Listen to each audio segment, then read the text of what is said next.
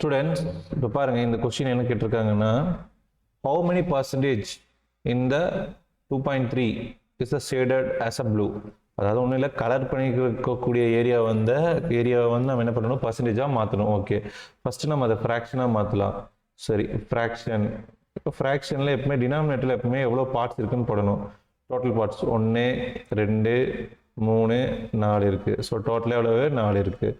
Colour பண்ணியிருக்கிற part எவ்வளோ இருக்குது மொத்தமாக இங்கே பாருங்கள், 1, இது வந்து என்னது 2. ஓகே, அவ்வளோதான். என்னது 2/4. ஏன் இதை 2/4னா எல்லாம் ஈக்குவல் பார்ட்ஸாக தான் நம்ம பிரிச்சிருக்காங்க. ஸோ எல்லாமே ரைட் ட்ரையாங்கிள் தான் பிரிச்சிருக்காங்க. ரைட், இப்போ நம்ம இதை பண்ணியாச்சு, ஃப்ராக்ஷனில் எழுதியாச்சு. அதாவது ப்ளூ கலரை வந்து என்ன பண்ணிட்டாங்க, ஃப்ராக்ஷனில் எழுதியாச்சு. சரி, ரைட்டு. இதுவே என்ன பண்ணணும், பர்சன்டேஜாக மாற்றணும். என்ன பண்ணணும், பர்சன்டேஜ்னு எழுதிக்கிங்க. பர்சன்டேஜ்னு எழுதி மேலேயும் கீழே எதால் மல்டிபிள் பண்ணணும், 100ஆல் மல்டிபிள் பண்ணணும். ரைட், இந்த கீழே இருக்கிற 100 தொட்டுறாதீங்க, அதை சிம்பிளிஃபை பண்ணக்கூடாது. ஸோ இப்போ இதை அடித்தா என்னது 1/2. So 1/2 into 100 divided by 100. இப்போ இது 1 2s are 2, இது வந்து 50. இப்போ மல்டிபிள் பண்ண என்னது 50/100.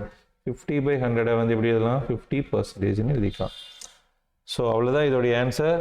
Thank you, bye, see you.